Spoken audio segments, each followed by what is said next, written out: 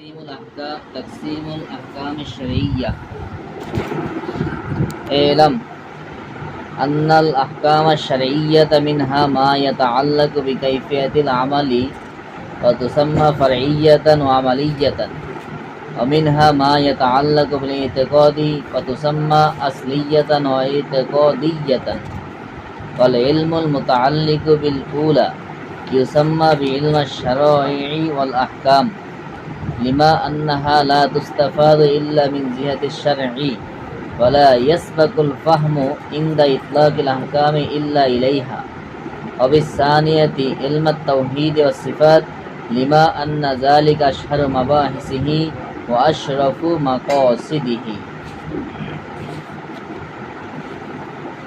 আমাদের শরহে আকায়েদ আন-নাসাফিয়্যা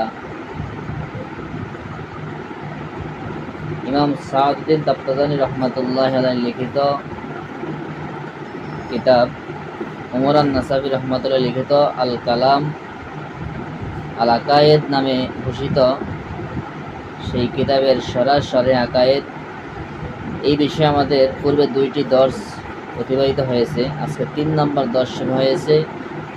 আজকের দর্সের আলোচনা হবে আহকামে শরিয়ার প্রকারভেদ সম্পর্কে।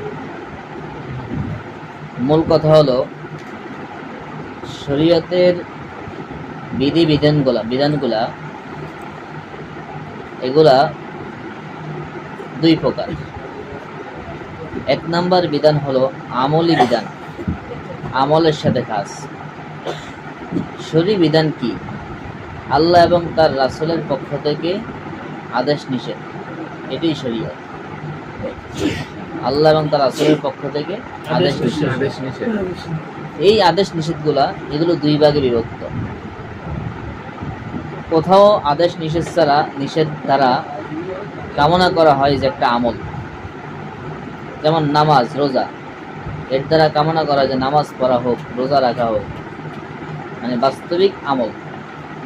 আর কখনো আদেশ নিষেধ দ্বারা, ইলমে শারঈ দ্বারা কোনো আমলকে কামনা করা হয় না, বরং শুধুমাত্র বিশ্বাসকে কামনা করা হয়।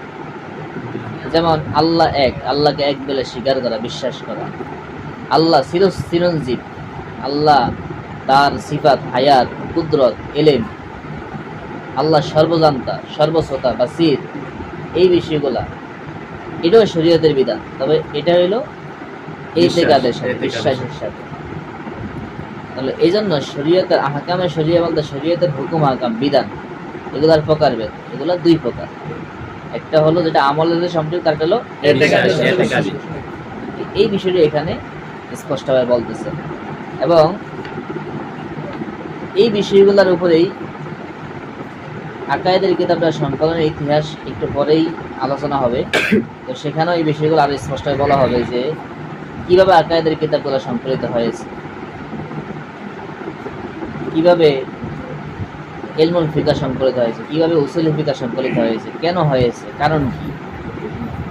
এবং দেখা যায় আমাদের সমাজে অনেকে প্রশ্ন করে যে মাযহাব মানা লাগবে কেন, যখন মাযহাব তো আসছে ইমাম আবু হানিফার জন্মের পরে। তো ইমাম আবু হানিফার যখন জন্ম হয় নাই, 80 হিজরিতে জন্মগ্রহণ করছেন, তার মাযহাব সৃষ্টি করছেন তার কমপক্ষে আরো 20-25 বছর পরে। তাহলে মোটামুটি 100 হিজরির পরে মাযহাব আসছে। এটাকে ধরে আনুমানিক 200 হিজরি বা 2য় শতাব্দী থেকে ধরে 2য় হিজরি শতাব্দী।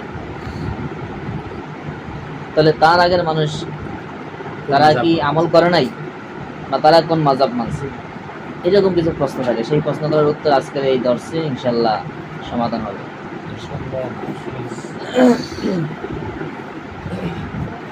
এই এলাম, জেনে রাখো, আন্নাল আহকাম আশ-শারঈয়্যা, নিশ্চয়ই শরঈ আহকাম, শরীয়তের বিধিবিধান, এগুলোর থেকে মিনহা, তার মধ্যে থেকে এমন কিছু বিধান রয়েছে, মা ইয়াতাআল্লাকু, যেগুলো সম্পৃক্ত বিকাইফিয়াতিল আমালে, আমলের পদ্ধতির সাথে। শরীয়তের বিধিবিধানগুলোর মধ্যে এমন কিছু বিধিবিধান রয়েছে যেগুলো সম্পৃক্ত কিসের সাথে? আমলের পদ্ধতির সাথে। ওয়া তুসাম্মা, আর সেগুলোকে নামকরণ করা হয় ফারঈয়াতান ও আমালিয়াতান, ফারঈয়া এবং আমালিয়া বলে। সেগুলো নামকরণ করা হয় কি? ফারঈয়া, আমালিয়া। ফারঈয়া মানে হলো, ফারঈয়া শব্দের অর্থ হলো যেমন আপনারা উসুল শাসিতে যারা পড়ছেন সেখানে আলোচনা গেছে ইয়াতাফাররাউ আলাইহি, অর্থাৎ এর উপর ভিত্তি করে আলাদা শাখা মাসালা উৎপত্তি হয়। ফারইয়া অর্থাৎ শাখা মাসালা, শাখাগত বিষয়, অর্থাৎ এই ইলমুল আহকাম এটা উসুলের দ্বীনের শাখা প্রশাখা, সেই হিসেবে এগুলোকে ফারইয়া বলা হয়। আর যেহেতু এগুলো আমল করা হয়, এগুলো আমলি বিষয়, সেহেতু এগুলোকে আমালিয়া বলা হয়।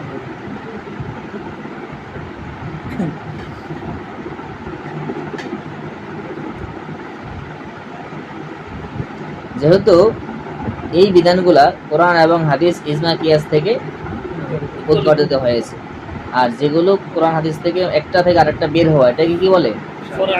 ফারইয়া।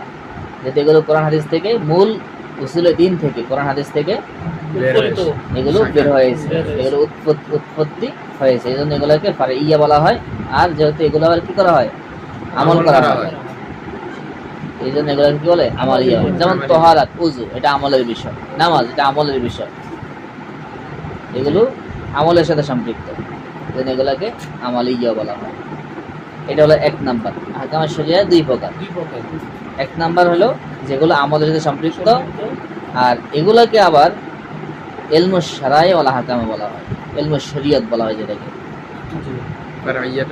হ্যাঁ, এই ফারইয়া আমালিয়া যেটা বলে, যেটাকে বলে, এটাকে আবার কি ইলমুশ শারা'i ওয়াল আহকাম বলা হয়। সেটা একটু পরেই বলতেছে। অমিনহা, আর আহকামে শরিয়া থেকে আরেকটা প্রকার রয়েছে, আরো কিছু বিধান রয়েছে এরকম, মা ইয়াতাআল্লাকু বিল ইতিকাদ, যেগুলো আকীদার সাথে সম্পৃক্ত, বিশ্বাসের সাথে সম্পৃক্ত, ইতিকাদের সাথে সম্পৃক্ত, এগুলো আমলের কোনো বিষয় নাই। যেমনটা বললাম, যেমন বিশ্বাস করা আল্লাহ সর্বশ্রোতা, এটা কি কোনো আমলের বিষয়? এটা বিশ্বাসের বিষয়। রাসূল পাক সাল্লাল্লাহু আলাইহি সাল্লাম, তিনি আল্লাহর হাবিব, তিনি শাফাতের অধিকারী, তিনি শাফাত করবেন, এই সমস্ত বিষয়গুলা, এগুলো হলো বিশ্বাসের বিষয়। এই জন্য বলছে কিছু বিষয় রয়েছে যেগুলো ইতিকাদের সাথে সম্পৃক্ত, সেই বিষয়গুলোকে নামকরণ করা হয় আসলিয়াতান ওয়া ইতিকাদিয়াতান, সেগুলোকে বলা হয় আসলিয়া এবং ইতিকাদিয়া। আসলিয়া বলা হয় কেন? যেহেতু এই প্রথম প্রকার আমলিয়াতের মূল হলো সেগুলা, আগে তো ঈমান, এরপরে আমল, মূল হইল ঈমান, ইতিকাদি বিষয়, এজন্য আসলিয়া বলা হয়। আর ইতিকাদিয়া তো স্পষ্ট বিষয়, যেহেতু এগুলো বিশ্বাসের বিষয়। বলে ইলমুল মুতাআল্লিকু বিল উলা, আর প্রথম প্রকারের সাথে সম্পৃক্ত ইলম, যেটা ফারইয়া বা আমালিয়া, ইউসাম্মা, সেটাকে নামকরণ করা হয় ইলমুশ শারা'i ওয়াল আহকাম, ইলমে শারা'i এবং আহকাম বলে, যেটাকে আমরা ইলমে শরীয়ত বলি। আমরা সহজ বাংলায় কি বলি? ইলমে শরীয়ত। ইলমে শরীয়ত। লিয়ান্নাহা, কারণ কি ইলমুশ শারা'i বলা হয় কেন? শরীয়ত কাকে বলে? যেমন আমরা আমল করি, আমল কাকে বলে? ইবাদত কাকে বলে? ইবাদত হলো ওই বিধান। একটা উদাহরণ বা একটা সংজ্ঞা দিয়েছে, যেমন তাফসীর জালালাইনের শুরুতে, সেখানে একটা সংজ্ঞা দিয়েছে যে ইমতিসালুল আওয়ামির ওয়াল ইজতিনাব আনিন নাওয়াহি। শরীয়তের পক্ষ থেকে, শরীয়ত বলতে আল্লাহ এবং রাসূলের পক্ষ থেকে আদেশ নিষেধ উদ্দেশ্য। শরীয়ত বলতে কি উদ্দেশ্য? আল্লাহ এবং রাসূলের পক্ষ থেকে আদেশ নিষেধ উদ্দেশ্য। অতএব শারে আল্লাহ, শারে আল্লাহ, রাসূলও কি শারে। শরীয়তের পক্ষ থেকে, শরীয়ত মানে আল্লাহ এবং আল্লাহ রাসূল, তাদের পক্ষ থেকে যে বিষয়গুলো পালন করতে বলা হয়েছে সেগুলো পালন করা মানা, যেগুলো নিষেধ করা হয়েছে সেগুলো বেঁচে থাকা, এটার নামই কি? ইবাদত। এবং ইবাদত হবে এরকম, যেটা পালনের মধ্যে সওয়াব থাকবে এবং ওটা পালন না করার মধ্যে গুনাহ থাকবে। এটা একটা সংজ্ঞা ইবাদতের। হ্যাঁ, তাহলে ইবাদত হতে হলে সেই ইবাদত, কোনো জিনিসকে ইবাদত বলতে হইলে সেটার বিনিময় সওয়াব থাকতে হবে। আর যদি না করে, ওটা যদি পালন না করে, অমান্য করে, তাহলে এটার বিপরীতে গুনাহ বা শাস্তি থাকবে। এটা হলো ইবাদত। যেমন মনে করেন নামাজ পড়া, এটা ইবাদত, পড়লে সওয়াব, না পড়লে গুনাহ। কোরআন তেলাওয়াত ইবাদত, পড়লে সওয়াব, না পড়লে গুনাহ। কিন্তু পড়লে সওয়াবের কথা আছে, গুনাহের কথা স্পষ্ট না থাকলেও কি, তবে কিছু কিছু জায়গায় ধমক আছে, কিন্তু সওয়াবের কথা তো আছে। জি অতএব যেই বিষয়ে শরীয়তের পক্ষ থেকে কোনো সওয়াবের কথা নাই, অথবা কোনো অপরাধের জনিতের কথা, অথবা গুনাহের কথা নাই, অথবা শাস্তির কথা নাই, ওই রকম কোনো বিষয়কে ইবাদত তো কি বলা যাবে না। বলা যাবে না। যেমন আমাদেরকে অনেকে প্রশ্ন করে যে ইবাদত তো কারোর পক্ষ থেকে বানানো সম্ভব না। জি না, ইবাদত আল্লাহ এবং আল্লাহ রাসূল ছাড়া কারোর পক্ষ থেকে বানানো সম্ভব না। কারণ ইবাদত করতে, ইবাদত হয়ে দিলে এটার বিনিময়ে সওয়াব থাকবে অথবা গুনাহ বা শাস্তি থাকতে হইবে। তাহলে এটা তো আল্লাহ এবং আল্লাহ রাসূল ছাড়া কেউ বর্ণনা করতে পারে না। পুরো পৃথিবীর কোনো মানুষের ক্ষমতা আছে কোনো সওয়াব বর্ণনা করার? জি না। তাহলে ইবাদত যেটা বিনিময়ে সওয়াব নাই, অথবা গুনাহ নাই, অথবা আল্লাহ এবং রাসূলের পক্ষ থেকে নির্ধারিত, এটা তো কোনো ইবাদত হইতে পারে না। অতএব কোনো ব্যক্তি যদি নিজের পক্ষ থেকে ইবাদত বানায়, তাহলে সে বেদাতকারী।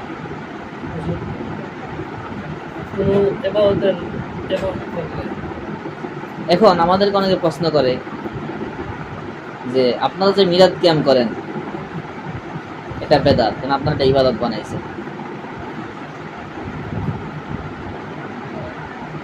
অনেকে এরকম বলে না, জি নিজেরা আপনারা মিলাদ কিয়াম নিজেরা বানাইছেন, কারণ কোরআন হাদিসে নাই, আপনারা একটা বেদাত করতেছেন, আপনারা কোরআন হাদিসের খেলাপ করতেছেন, আপনারা নিজেরা ইবাদত বানাইছেন, আপনাদের ইবাদত কারো পক্ষ থেকে বানানো সম্ভব না, এরকম প্রশ্ন করে।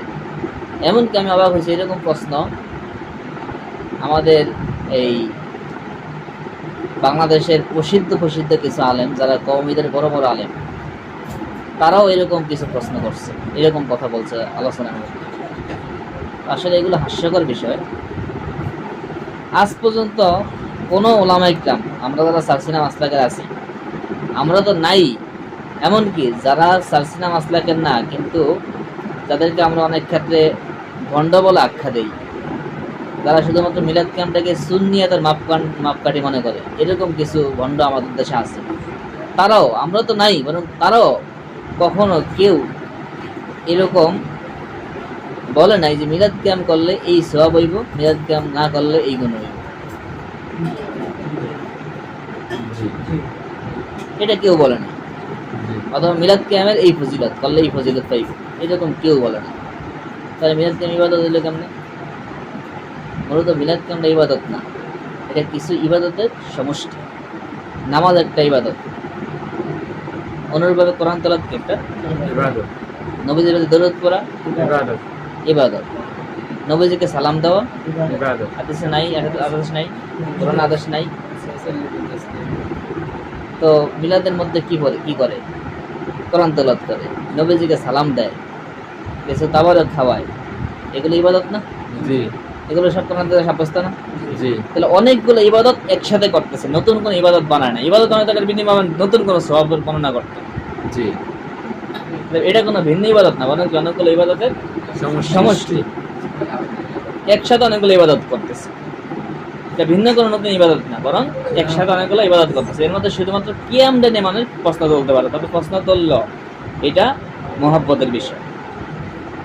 আপনার মহব্বত থাকলে আপনি দাঁড়ান, মহব্বত না থাকলে দাঁড়াইবেন না। কিন্তু এই কিয়ামের বিষয় নিয়ে যদি প্রশ্ন করে, অনেকে বলে কিয়াম করলে এটা সেরেক হয়ে যায়। সেরেক হইব গা? তাই নামাজের লাগায় মানে নামাজে যেমন দাঁড়ায় থাকে, নিয়ত ছাড়া যদি সারাদিন একজন সেজদা করে থাকে, সেই জীবনও তার সেজদা হইব। অনেকে আবার কদম বসি করতে গেলে কয়েক মাথা নোয়ান যাইব না। কে মাথা নোয়ান যাইব না? মাথা নোয়াইলে সেরে কইব কোন জায়গায় হয়েছে? তাহলে তো এই কদম বসির সময় কদম বসি কারে কয়? পায়ে চুমু দেওয়া। আমরা তো পায়ে চুমু দেয় না, বরং পায়ে হাত দিয়ে হাত চুমু দিই। সাহাবায়ে কেরাম নবীজির ডাইরেক্ট পায়ে চুমু দিতেন।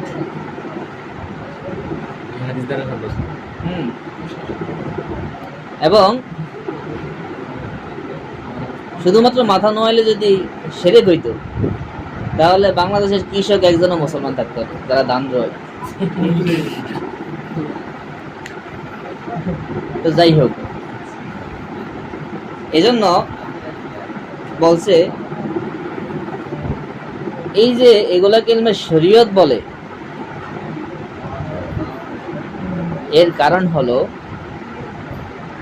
এই আমলগুলা শরীয়ত দ্বারা সাব্যস্ত, অর্থাৎ শরীয়ত প্রণেতার পক্ষ থেকে সাব্যস্ত। শরীয়ত প্রণেতা বলতে আল্লাহ এবং আল্লাহ রাসূলের পক্ষ থেকে, কোরআন এবং হাদিস দ্বারা এগুলো সাব্যস্ত। এই জন্য এগুলাকে ইলমে শারাই বলে। সেটা বলতেছে লিমা, এগুলাকে ইলমে শারাউল আহকাম কেন বলে, কারণটা কি? লিমা, কেননা আন্নাহা লা তুস্তাফাদু, এই বিষয়গুলো অর্জিত হয় না, এই বিষয়গুলোর ফায়দা পাওয়া যায় না, এগুলো জানা যায় না।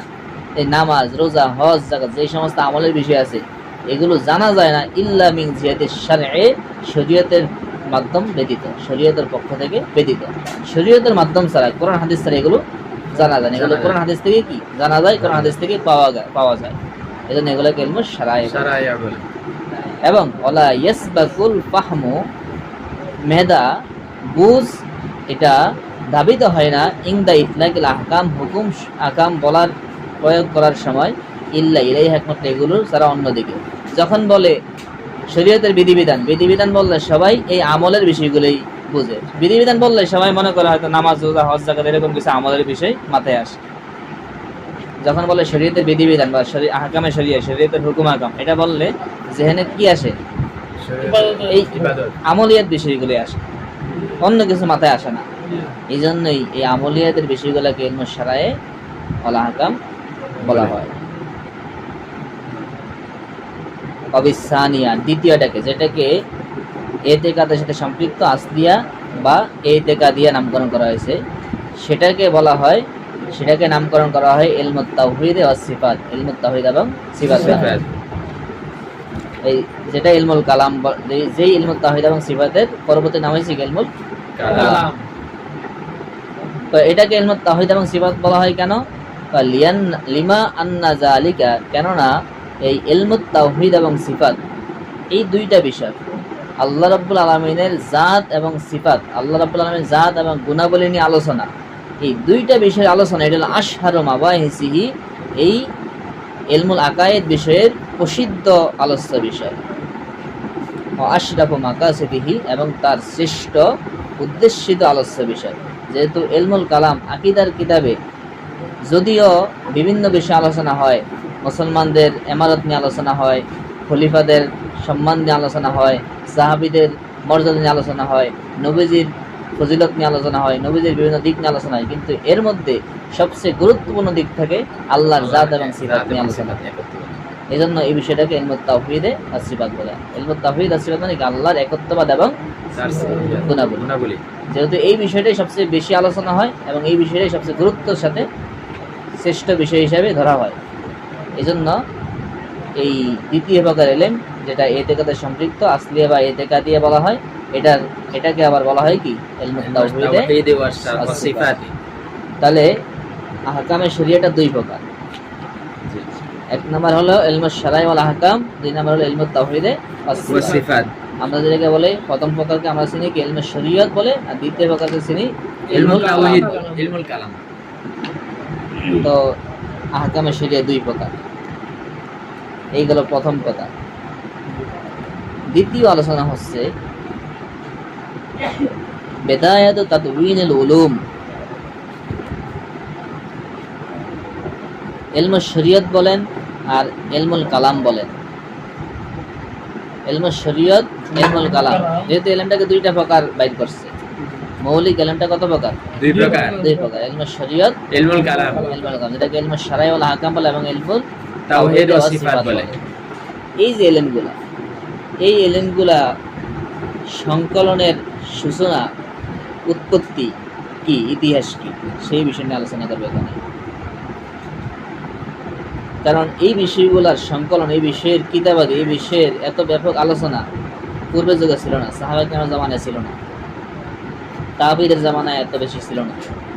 এখন এই বিষয়ে যত বেশি কিতাব পাওয়া যায়, যত বেশি আলোচনা পাওয়া যায়, এত বেশি কিতাব আলোচনা আগে ছিল না। তাহলে এই বিষয়গুলোর উৎপত্তিটা কিভাবে হলো, কিভাবে এই বিষয়গুলো আমাদের কাছে আসলো, এর ইতিহাস কি?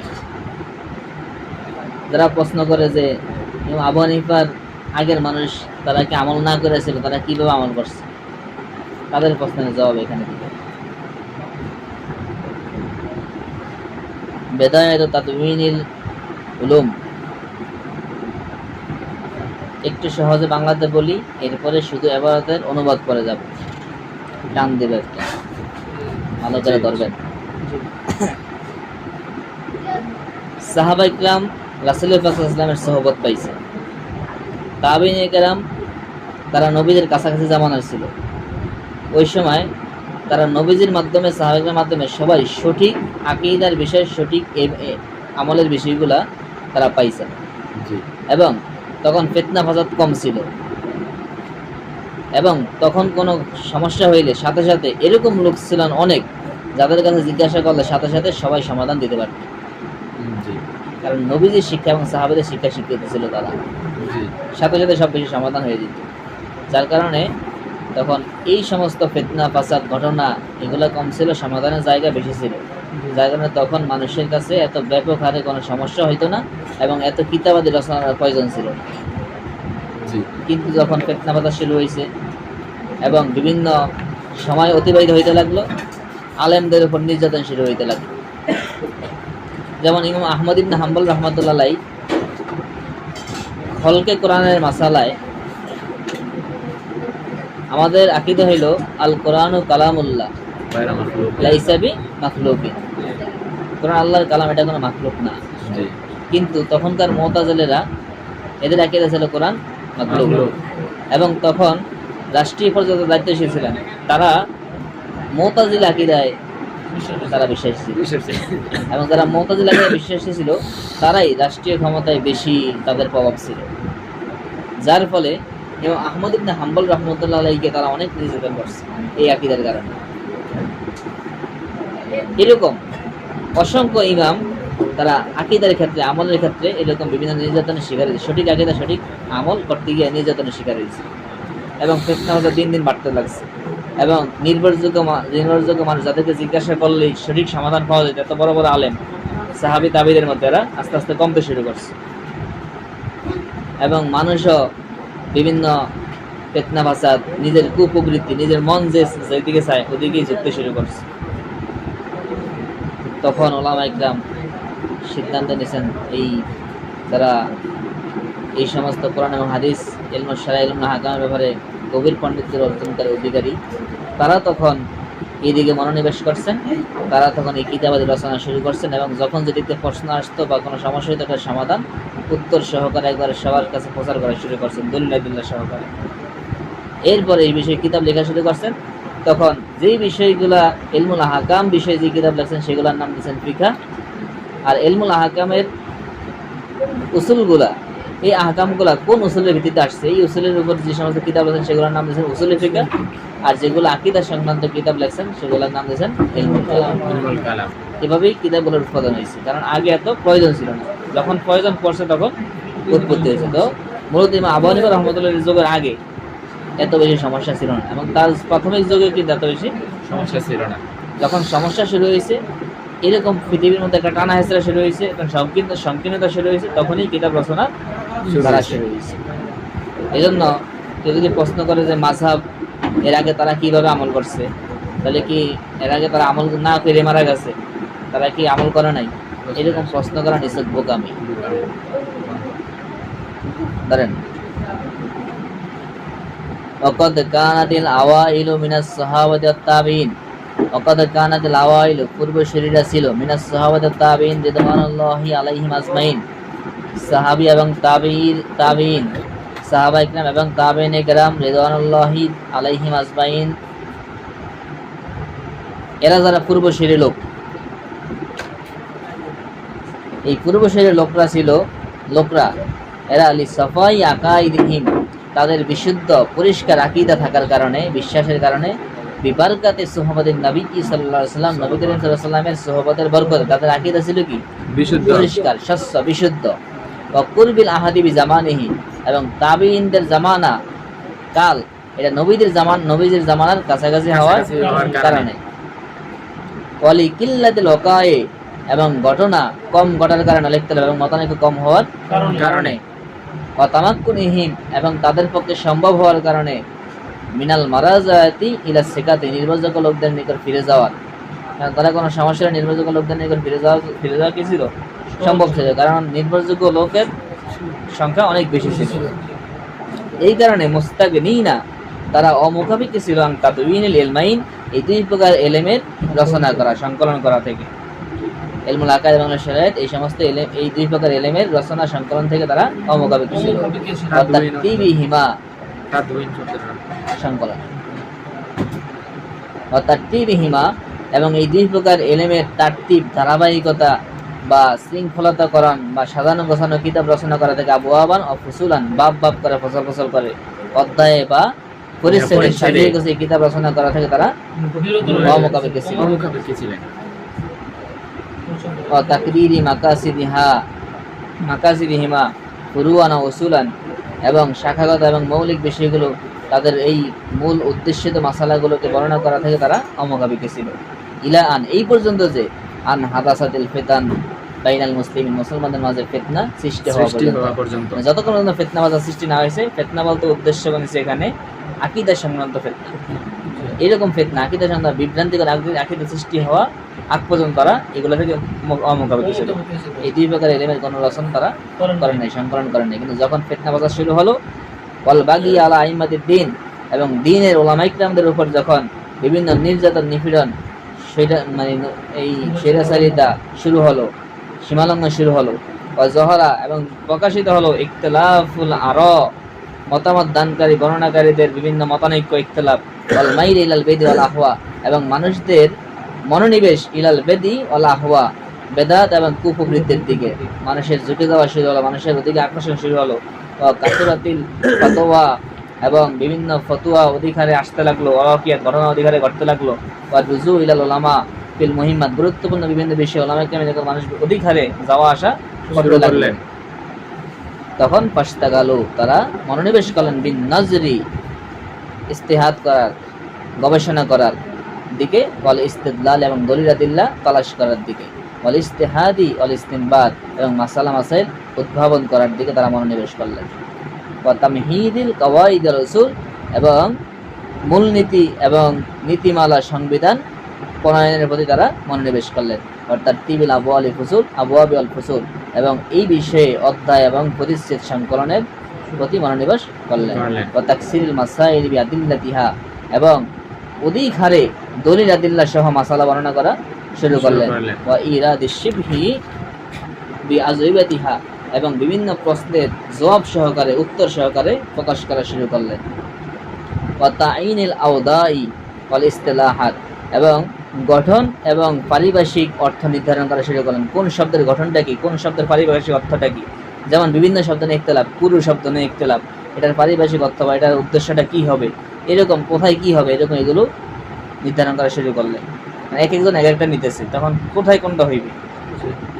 ওয়া তাবিইনিল মাযাহিব ওয়াল ইখতিলাফাত এবং কোন বিভিন্ন মতামত এবং মতানৈক্য এগুলোর বর্ণনা, কার কি মত, কোথায় কার কি মত, এই সমস্ত এগুলোর বিশদ বর্ণনা করা শুরু করলেন।